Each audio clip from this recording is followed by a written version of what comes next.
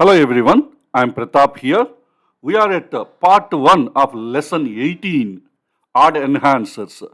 This lesson is having dependency on all the earlier lessons. In case if this is your first visit to our channel, please understand we are providing complete free training on supply demand zone price action. So you can visit NeoStock YouTube channel homepage, then scroll down to the playlist Supply Demand Zone Price Action course. Click on this playlist. Now you will be able to access all the earlier lessons. I also provided the link to this playlist in this YouTube video description. By clicking the link, you will get into this page. Then scroll down to the bottom of the page, and here starting from lesson 1.1, all the video lessons are available in an order. So please go through all these lessons one by one, and then you can get into lesson 18. I also provided the link to our Telegram channel in this YouTube video description. So please join in the Telegram channel, and so that it will be helpful to you. Each time when we release a video, we will provide an update in the Telegram channel. Now let's get back to lesson 18, part 1 of lesson 18, Odd Enhancers. Odds Enhancers, the short name is OE. And it is also called as odd enhancers. Either you can use singular form or plural form. So what exactly these odds enhancers or odd enhancers?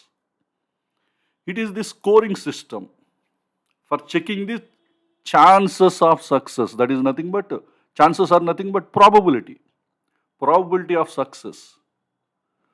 Okay, which success? The LTF zone where you want to take the trade. Your LTF zone could be a demand zone or it could be a supply zone. When you want to take a trade in an LTF zone, what could be the probability of its success? What are its chances? Chances for the success. And that is determined by this odds enhancers score. Odds is nothing but the chances. And also you should remember, whatever the score you are going to determine, you will be learning that. Whatever the score you are going to determine is not a fixed score for any particular zone. That means each time when you refer the zone, it is not going to be a fixed score. Then what exactly it is? The score will be variable. Variable means changeable. From time to time, the score will be changing. Why time to time the score will be changing? That you will understand once you look into all the parameters that are going to influence in identifying the score. Okay, why we are finding this score? That is what we learned in this second point. For finding the probability of the success of a particular zone. Okay, for finding this odd enhancer score, we have dependency on several parameters, and all these parameters you already studied in your earlier lessons. That's why I told you earlier, this lesson is having dependency on all the earlier lessons. Previously in the phase 1 training program, you already learned zone achievement. You know what exactly it is. That's why I'm not going to give you any more explanation on this. I'm assuming you are already completed all these lessons and having good knowledge. In zone achievement, you learned two types of achievements. One is called violated opposing zone and another one is called violated opposing pivot. You also learned some zones may not be having any achievement. That means it's not yet achieved any zone achievement. You might be seeing these three scenarios. The first scenario is a violated opposing zone. If a zone is having an achievement VOZ, the short name is VOZ, that is called excellent. The zone's achievement shows it is an excellent. So that you can give a score 2. And in this scoring system, for each parameter, you will give a maximum value 2 and a minimum value 0. That means the score for each parameter will be varying between 0, 1 and 2. So if a zone is having a zone achievement violated opposing zone, it is called excellent. For excellent, we always give the score 2. And another zone achievement is violated opposing pivot, VOP in short name, violated opposing pivot. And that is called good.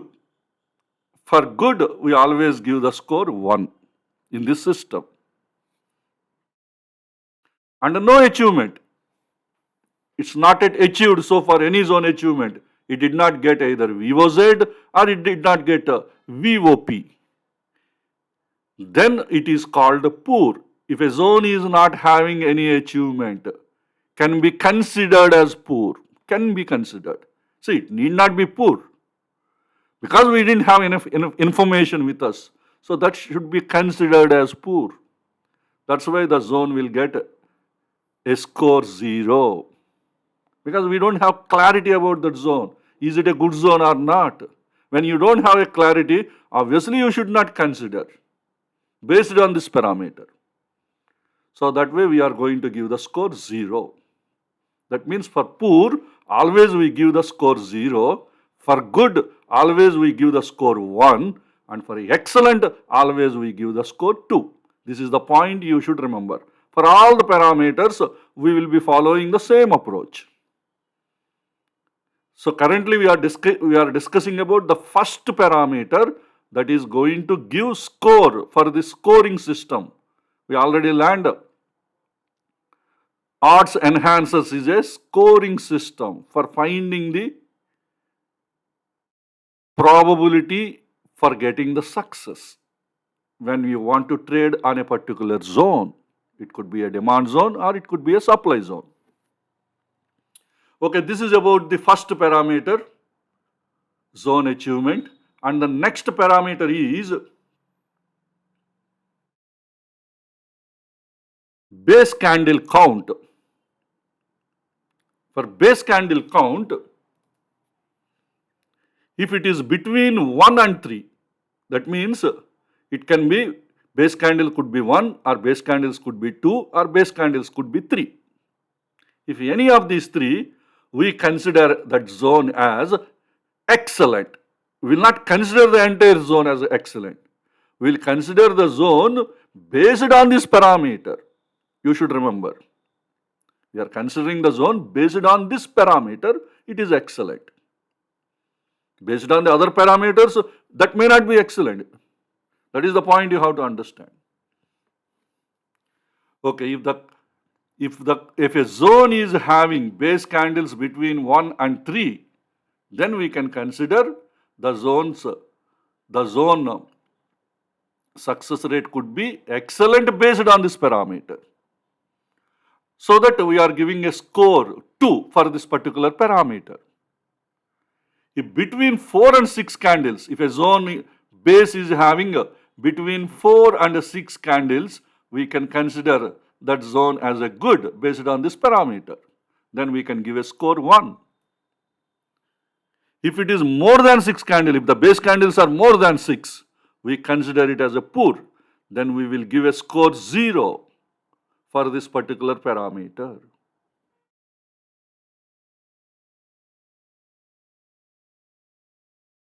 So this is the second parameter, base candles count. So far we have completed 2 parameters. The first one is zone achievement and the second one is base candle count. Now let us look into the third parameter, freshness. If a zone is fresh, that means prices haven't retraced into that particular zone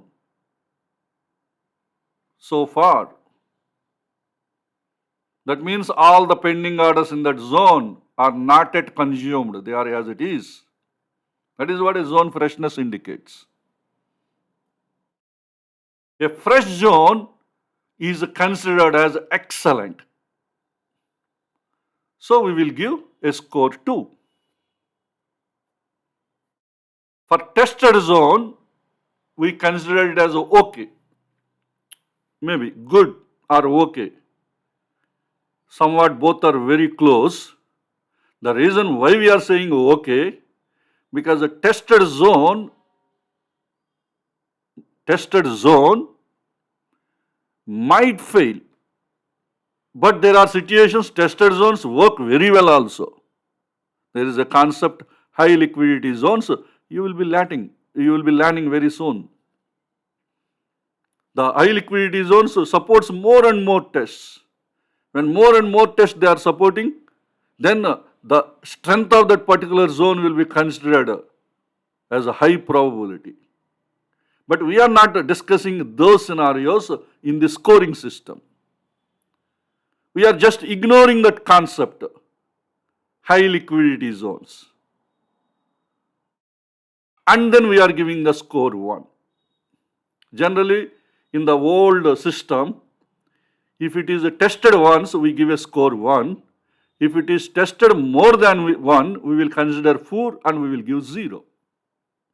But actually, in high liquidity zones, more test gives high probability for that particular zone. That means this equation will fail. That's why I have revised this system. I don't want to say tested zones is a more than once tested zones is a poor, and I don't want to give the score 0. That is the reason why for tested zones I am limited to the score as 1. With the benefit of doubt, actually high liquidity zones, if it is tested 2 times or 3 times or 4 times, we have to give a score 2. We should always consider them as excellent. But without knowing the concept high liquidity zones, you may not be knowing whether it is already tested once or twice or thrice. You may not be knowing it is a high liquidity zone. When you don't have the clarity, you cannot give excellent, you cannot give poor. That is the reason why, for the benefit of the doubt, we are giving score 1. Just reducing 1 point or just increasing 1 point doesn't really give any harm to us. Because other parameters are good, our decision making will be easy. That you will understand at the end of this session. But for time being, remember, for tested zone, maybe it is tested once or it is tested 2 times, or whether it is tested 5 times, maybe it could be a high liquidity zone. That's why it is testing more times. But whatever it is, we are not giving poor or we are not giving excellent. The reason is for the benefit of the doubt. We are just giving the score 1. This is the point, should be clear for everyone. This is an improved concept. Please remember, this is an improved concept. And remaining all scenarios means like it is a violated zone or it is a pierced zone. For all those scenarios, the score will be 0. That means we don't give any score. So that's why we are considering only these 2 conditions. Fresh zone we give a score 2. Tested zones we give 1. Any number of it is tested, we will give only 1. And for all the scenarios, anyway, violated zones or pierced zones, we don't trade. That's why I didn't mention. But otherwise, if you still want to consider for any other scenarios, you can give score 0. This is about zone freshness, 3rd parameter. And the next one, 4th parameter is risk reward, RR. This is also slightly improvised concept. I will explain how. 1:4 or more is considered as excellent. Your risk is 1 and reward is minimum 4. Maximum it can be anything. Then we call it as excellent and we will give a score 2. Earlier, this system says it is 1:5. 1:5 is excellent. But I have slightly improvised this concept and I am considering from experienced traders' point of view also when I designed this concept. Maybe if you are a beginner, you just land, instead of 1:4, you give 1:5. You choose 1:5. Once you get comfort, 1:4 trade is an excellent trade for you. That was the question earlier in my mind. Why not 1.4? Why it is not good or why it is not excellent? Finally, after my software development, I realized 1:4 is an excellent. That should not be treated as a good. That should be treated as an excellent. So that way I improvised this concept. But if you are a beginner, actually earlier beginners point of view, they have chosen 1:5. But you will not be beginner forever, right? Only at the time of learning the concept only you are a beginner. Once you start trading, after getting some success, definitely you are not at all a beginner. So still you should not stick to 1:5 in your mind. The biggest problem with human mind is once we learn a concept, always we fix that concept in our mind forever. We never try to improvise that concept. That way we miss many opportunities. That's why I improvised this concept. Because I already developed the software, I have the concrete data with me. As per the data, I finalized 1:4 is excellent. 1:4 or above. But if you are a beginner, please ensure until you get some comfort or some experience, you make it 1:5 instead of 1:4. Okay, 1:4 or more reward we always consider excellent. 1 indicates the risk and 4 indicates the minimum reward. And 1:2.5 or more and less than 1:4. That means in between 1:2.5 and 1:4. In 1:2.5, you should include either 1:2.5 or more, but not more than 1:4. It should be less than 1:4.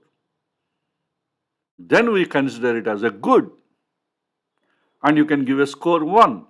But if you are a beginner, instead of 1:2.5, consider it as 1:3. So for a beginners, the score should be 1:5 is excellent and 1:3 is good. Hope you got the clarity.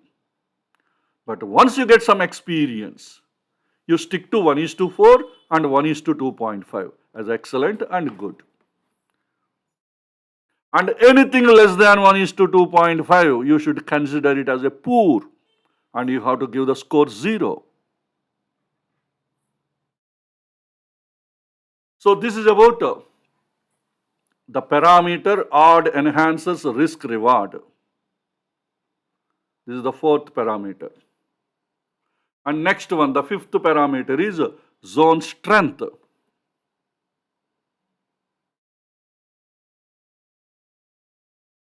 In zone strength, leg out with gap, that is pro gap. Mostly we consider it as a pro gap. So leg out with gap, we will consider it as excellent and we give a score 2.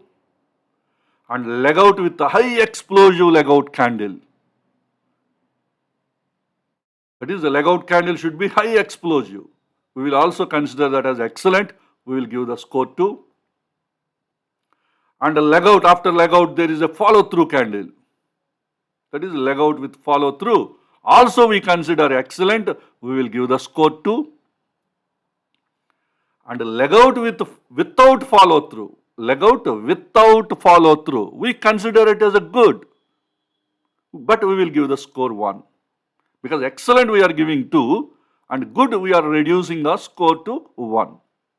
So that's why leg out without follow through we are giving a score 1. And the last one, leg out with sluggish, we consider it as a poor and we will give a score 0.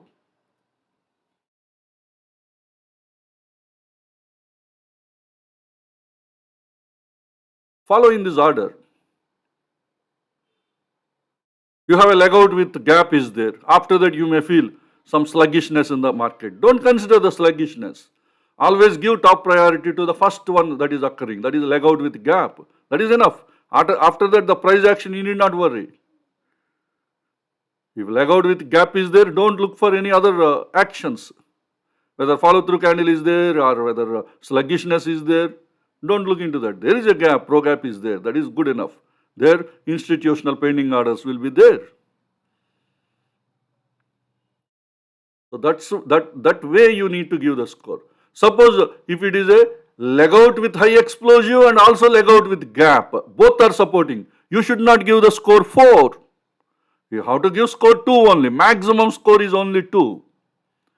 Whether it supports multiple options or whether it supports a single option, it doesn't matter. Follow the order. In this order, whichever the first occurring, just stick to that. Don't look, don't look further below that. Suppose leg out with gap is there, just stop it and give the score 2.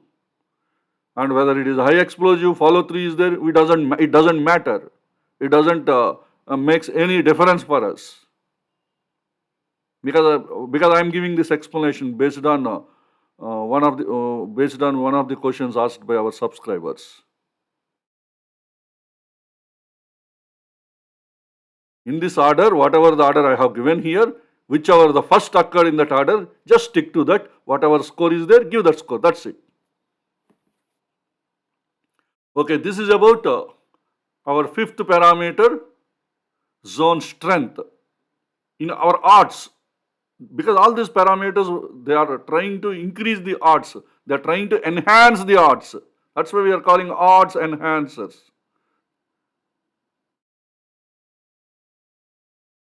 These are all the odds enhancers. And the next one, sixth one is EMA Confluence, or you can also say EMA 20 Confluence. If the demand zone with EMA 20 Confluence in uptrend, it should be good. You have to give a score 1. Let me repeat. Observe carefully. Demand zone with EMA Confluence in uptrend. If all these conditions should satisfy, then only you have to give a score 1. If it is supply zone with EMA 20 Confluence, but the trend is downtrend, the supply zone with EMA 20 Confluence in downtrend is also considered good. You have to give the score 1. The first one is specific to the demand zone, and the second point is specific to the supply zone. And other conditions always give poor, whether it is demand zone or supply zone, whatever it is.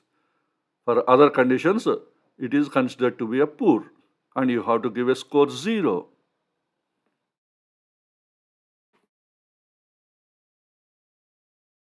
So this is the sixth odds enhancer parameter, that is EMA 20 Confluence. Parameter is trend. Always we measure the trend at ITF time frame, whereas we take our trade at LTF time frame. That means we are trying to form a relation between LTF time frame and ITF time frame. This is what we already learned. But here this trend is called as anticipatory trend at ITF time frame. What exactly the meaning of anticipatory trend? Let me explain with one example. If you look into this chart, currently the ITF trend is uptrend. Let us assume the ITF trend is uptrend, but we want to take a trade at our LTF demand zone. And if you look into this diagram, this is the current price. Currently the price is closed inside the ITF demand zone.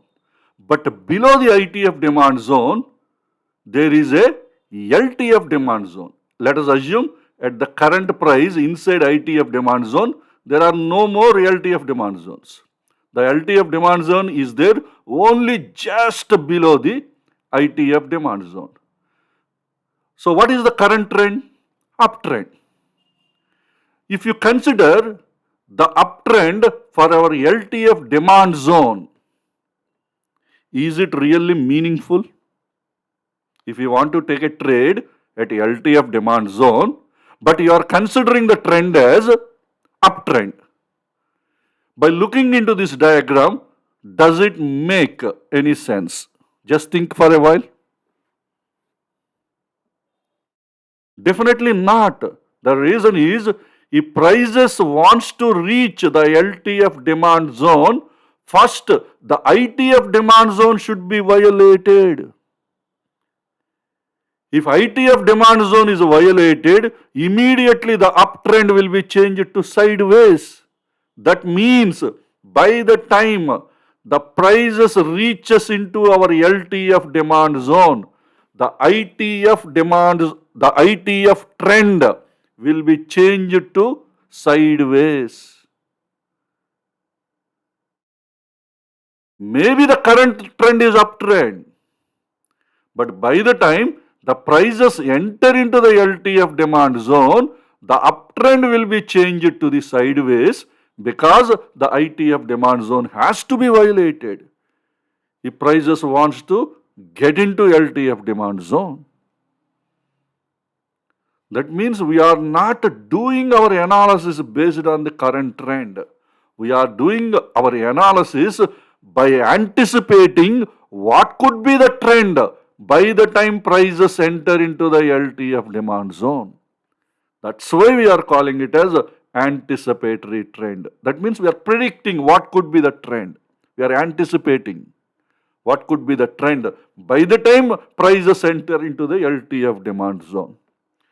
And based on that, you want to give a score for this particular trend parameter. So that means always remember, you should not give based on the current value, you should not give the score for the trend. You should give score to the trend by anticipating what could be the trend by the time it reaches into LTF demand zone. But this is a special scenario. Most of the times what happens, this LTF zone will be inside the ITF demand zone. That kind of situation. Maybe if the price is above let us assume the price is closed above the ITF demand zone. Somewhere near to that, above this ITF demand zone, there could be a LTF demand zone. These are the more practical situations. But there are some exceptional situations also like this. Your LTF zone might be just below the ITF zone. The reason could be all the LTF demand zones inside the ITF demand zone might have been violated. Still prices are in ITF demand zone only. But there are no more valid LTF demand zones inside the ITF demand zone. This is only the nearest LTF demand zone to the current price. If prices wants to get into this LTF demand zone, this ITF demand zone must be violated. Without violation, prices can't get into this. If at all this ITF demand zone is violated, immediately the trend will be changed. ITF trend will be changed. That means all our scoring system will be changed. Because uptrend you have to give a different score and sideways you have to give a different score. That we will be learning now. But I am trying to explain you what exactly the meaning of anticipatory trend. You are not blindly taking the current market trend. You are trying to calculate what could be the expected trend by the time prices enter into the LTF demand zone. If there is any change in the trend, that trend you need to consider. Based on that, you need to give the score. Hope you got the clarity. Okay. So here trend means anticipatory trend. That means the possible trend by the time prices enter into the LTF zone. That is what the meaning. Suppose the LTF demand zone is having a ITF trend as uptrend. Then you have to give the score excellent.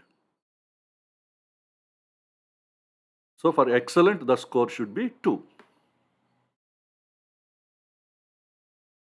Suppose prices enter into the by the time prices enter into the prices enter into the LTF demand zone, assume the trend is going to be sideways. If that is the case, you have to treat it as a good and you have to give the score 1. Similarly, for supply zones, you want to take a trade at LTF supply zone. By the time prices reaches to the supply zone, the anticipatory trend at ITF time frame is a downtrend, then you can call it as excellent and we can give the score 2. Exactly the same way, if prices are entering into LTF supply zone, by the time if ITF trend is sideways, we can consider it as a good and we will give a score 1. See, always the calculation is by considering by the time when prices entering into LTF zone, what could be the ITF trend? And based on that, you have to give the score, not based on today's trend at the time when you are doing these calculations. If you look into the previous example, see today the price is inside the ITF demand zone. We don't want this trend because we want to take a trade in this LTF demand zone. By the time prices enter into this LTF demand zone, what could be the trend? Definitely this uptrend will be changed to sideways because this ITF demand zone has to be violated. That way you need to give the score. That's why we are calling it as an anticipatory trend.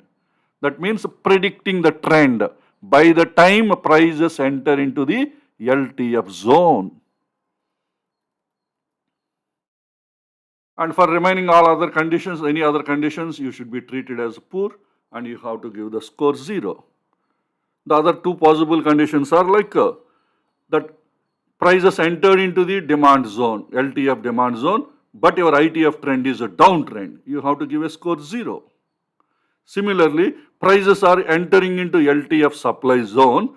At the time, the trend could be uptrend. In that case, you have to give the score 0 because uptrend you cannot take short trades. Downtrend you cannot take long trades.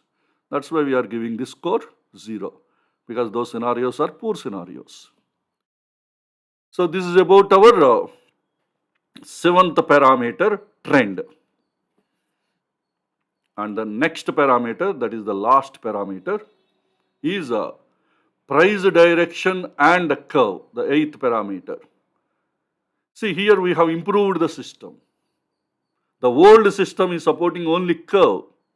In the old system, there are disadvantages. Because of the disadvantages, we are getting a wrong score.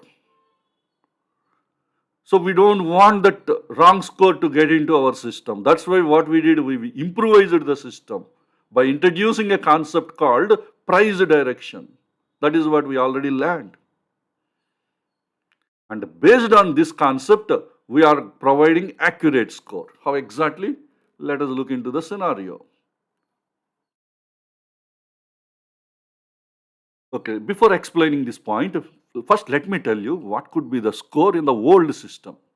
In the old system, for demand zones, currently first we are discussing demand zones, later we discuss supply zones, our LTF demand zone. Earlier, if your LTF demand zone curve is low on the curve, we treat it as excellent and we give the score 2. If LTF demand zone curve is at equilibrium, we consider it as a good and we will give the score 1. And if the LTF demand zone curve is at high on the curve, we consider it as a poor and we will give the score 0. This was the old system. But old system is having a lot of disadvantages. Because old system, there is no concept like price direction. This is the one we introduced. Based on the price direction, we are treating the curve in different ways. Earlier, without price direction, whether prices are moving from HTF demand zone to the HTF supply zone or HTF supply zone to the HTF demand zone, we always treated both as the same and we gave the score. But there is a difference. When prices are moving from HTF demand zone to HTF supply zone, mostly the market will be in bullish nature. When prices are traveling, see the trend may not be bullish or bearish. I'm talking about the nature of the market in that particular stock. That is what I'm trying to say. When prices are traveling from HTF supply zone to HTF demand zone, the general nature could be bearish nature. The general nature. So that's why we are treating both as a different. How we are treating both?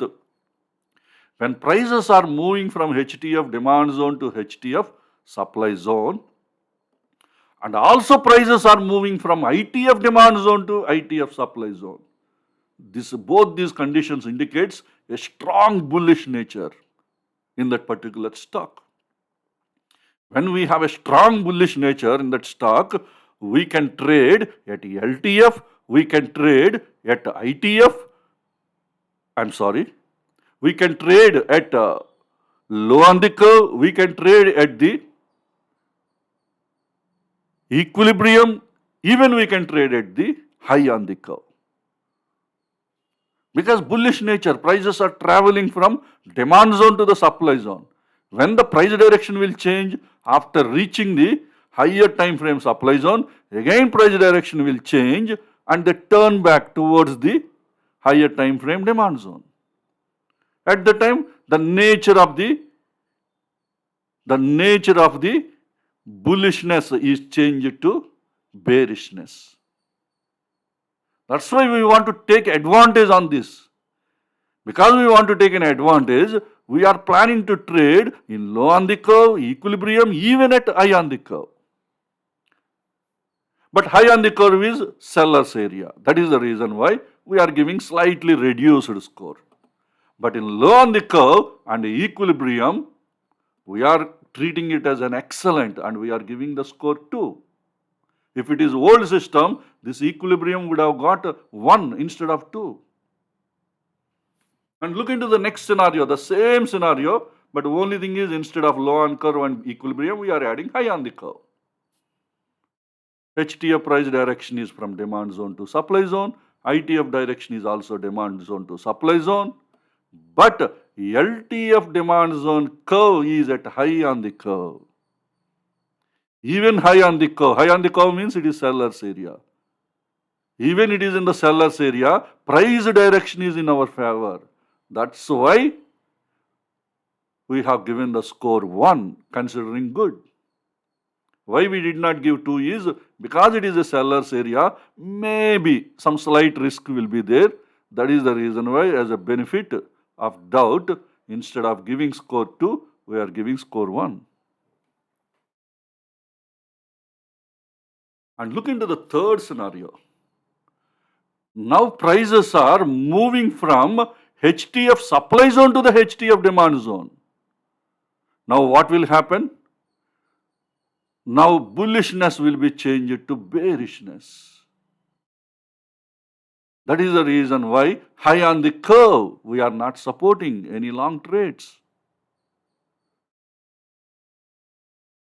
But our LTF demand zone is at low on the curve or equilibrium. We are considering it as only good and giving a score 1. If trend is supported, obviously the score gets the justification. If trend and other parameters. If trend does not support, overall score will be reduced and that way we don't consider the stock even though we give the value 1. That you will understand later. But the point you should focus here, earlier low on the curve we got the score 2. Now low on the curve we gave the score 1. What makes the difference? The price direction. Earlier it is higher time frame demand zone to the supply zone. In the latter case, it is a higher time frame supply zone to the demand zone price direction. That makes the difference in getting the score. And this kind of clarity was missing earlier. In the third case, in the earlier old system, low on the curve we gave the score 2. But does it really make sense? No. When market is having bearish nature, it's not bearish trend. I'm talking about bearish nature. Prices are moving towards the down. That is what the bearish nature mean. Trend is different. The nature is different.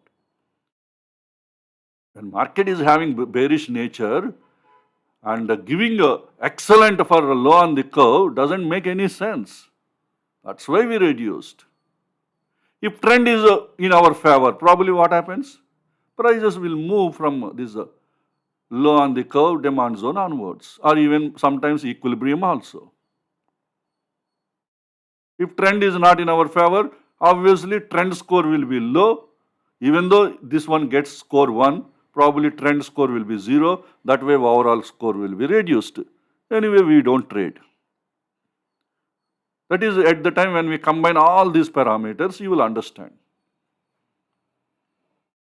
First, I hope you got the clarity in understanding the difference between the first point and the third point.